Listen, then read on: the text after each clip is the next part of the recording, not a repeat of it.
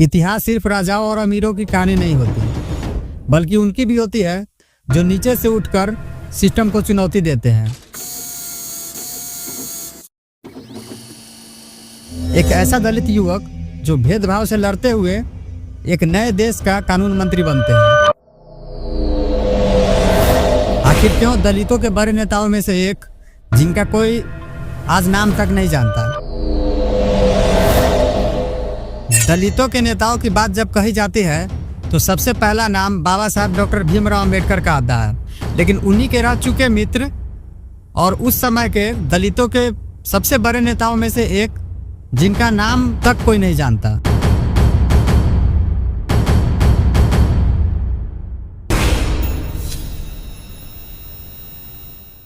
नमस्कार दोस्तों, एक ऐसा नाम जिसे इतिहास ने विवादों के बंधनों में बांध दिया, लेकिन उनकी नियत और संघर्ष हमें आज भी प्रेरणा देती है। जी हाँ, बात कर रहे हैं उन दलित के बड़े नेताओं में से एक जोगेंद्र नाथ मंडल की, जिनका जन्म 29 जनवरी 1904 को ब्रिटिश इंडिया के बंगाल में हुआ था।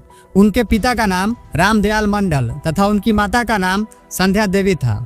वे 1929 में BA की तथा 1934 में कोलकाता विश्वविद्यालय से LLB की डिग्री प्राप्त की। वरिसाल जिला की अदालत में वे एक प्रसिद्ध वकील थे और शोषितों, पीड़ितों और मजदूरों का केस वे फ्री में लड़ते थे। उस समय हमारा देश भारत गुलामी की जंजीरों में जकड़ा हुआ था और दलित होने का मतलब था कि ना अधिकार, ना इज्जत और ना आवाज़। इसके बावजूद भी मंडल ने कभी हार नहीं माना और उस समय तो कांग्रेस एक मजबूत पार्टी बन चुकी थी, लेकिन कांग्रेस भी दलितों की आवाज़ अक्सर दबा दिया करता था। यह सब देखकर मंडल जी ने सोचा कि अगर सिस्टम हमें अपनी जगह नहीं देती तो हमें अपनी जगह खुद ही बनानी पड़ेगी, और इसी सोच ने उन्हें एक अलग रास्ता चुनने पर मजबूर किया। और साल 1946 में बाबा साहब डॉक्टर भीमराव अंबेडकर को पश्चिम बंगाल से चुनाव जीताकर संविधान सभा में भेजने वाले व्यक्ति जोगेंद्र नाथ मंडल जी ही थे। और जनवरी 1926 में वे गौर नदी थाना क्षेत्र का लोकल बोर्ड का चुनाव वे कांग्रेस के विरुद्ध लड़े थे और 52% वोट ला करके जीत हासिल किए थे। फिर 1937 में वे बरिसाल चुनाव क्षेत्र से चुनाव जीतकर वहां के विधायक बने थे। और फिर जुलाई 1942 में नागपुर के अखिल भारतीय दलित सम्मेलन the all India depressed class conference में शामिल होकर शेड्यूल कास्ट फेडरेशन की स्थापना किए। और साल 1942 में जोगेंद्र नाथ मंडल जी वहां के विधायक बने।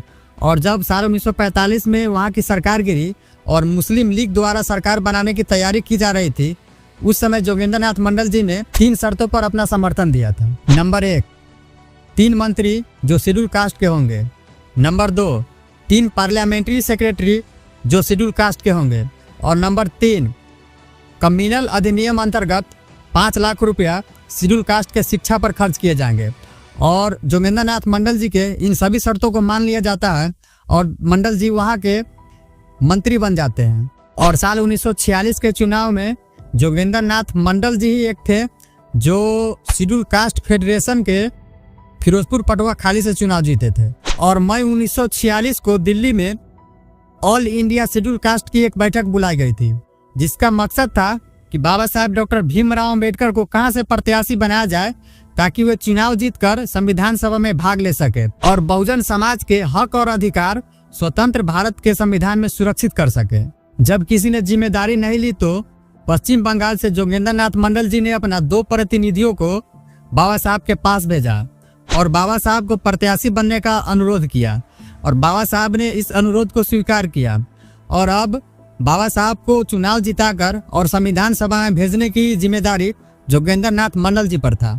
और बाबा साहब के खिलाफ कांग्रेस ने CR ठाकुर नाम के एक व्यक्ति को नामित किया और दलित वर्ग के एक व्यक्ति MB मलिक को शेड्यूल कास्ट एसोसिएशन का प्रत्याशी बना दिया। और चुनाव वाले दिन बंगाल विधान परिषद भवन के पास हजारों की संख्या में दलित पुलिस का घेरा तोड़कर लाठी व गोली की चिंता किए बगैर भवन के आंगन में पहुंच जाते हैं। सभी दलित अपना तलवार हवा में लहराते हुए अंबेडकर जिंदाबाद के नारे लगाए जा रहे थे। उसी प्रदर्शनकारियों में से एक बुद्ध सिंह नाम का व्यक्ति आगे आता है और अपना तलवार हवा में लहराते हुए कहता है कि अगर डॉक्टर अंबेडकर इस चुनाव में हरा दिए जाते हैं तो हमारी यह तलवार खून से लथपथ हो जाएगी और मैं अपने प्राण की आहुति दे दूंगा। बुद्ध सिंह के बाद सभी दलितों ने इस प्रकार की शपथ ली और आगे बढ़ते चले गए।